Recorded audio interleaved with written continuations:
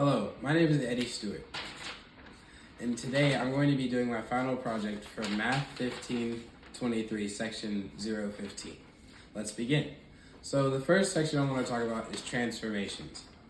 In transformations, there are 6 different graphs. The 6 different graphs are sine, cosine, tangent, cotangent, cosecant, and secant. Now the first 3, sine, cosine, and tangent, are all irregular. Now, cosine and secant are both even graphs. And then sine, tangent, cotangent, and cosecant are all odd graphs. This is because they all go through the point of origin, and cosine and secant do not. Now, if you look at tangent and cotangent and tangent both start at pi over 2. Now, this is because they are the quotient identity, which means for tangent, sine divided by cosine, and for cotangent, cosine divided by sine. And this is because they both go through the point of origin. However, they start at pi over 2.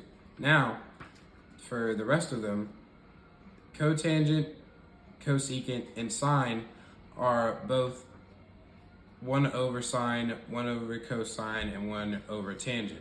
And this is because they are reciprocal identities.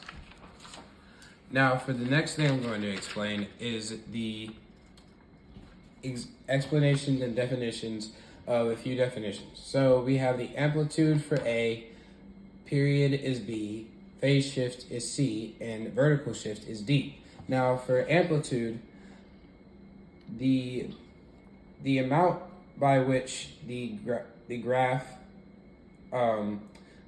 goes above or below the midline, that's the amplitude. Now, for the period, it's factored by 2 pi, and the distance between 2 repeating points on the graph is the period. Now, for the phase shift, aka the horizontal amount that it shifts above the graph, is how much it is added at the in the parentheses. And then for vertical shift, it is how much it goes up and down. As seen on the graph below, you have all the explanations. Now, for the next thing I'm going to explain is this is a unit circle. Now, it usually is divided into 4 quadrants: quadrant 1, quadrant 2, quadrant 3, quadrant 4. But right now we're in the first quadrant. And as you can see, this is where you have the radius that equals 1. But what's great about it is that since the radius equals 1, it is also the hypotenuse for a triangle that you created. That is why I have the 90 degrees right here. Because if it were to, be an actual triangle, it would go horizontal and you would have 90 degrees. Now, this is sine because it's the opposite angle, and this is cosine because it's the adjacent angle to where the point starts. Now, this is the Pythagorean identity, which explains that if you need to get sine and cosine to equal the hypotenuse, you use that so that it equals 1. So if it was, if the radius was 6, then you would just multiply sine and cosine by 6 to get the appropriate value of 1 for the hypotenuse or radius. Now, the last thing I'm going to explain is, which the last one was relationships. Now we are moving on to a problem like a Ferris wheel problem.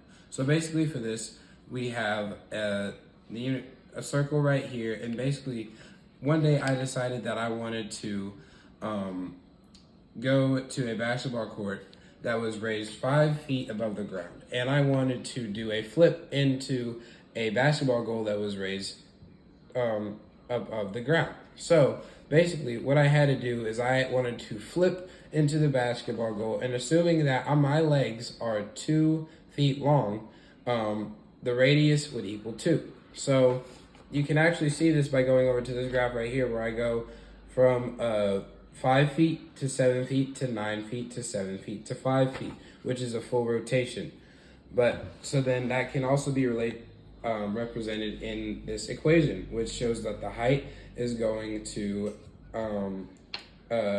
be 2 feet for my legs and 7 feet for how much I go through. So actually, you can see on this graph that I go from all the way from the beginning, and then as I go through, I hit the actual rim and dunk at 7 feet.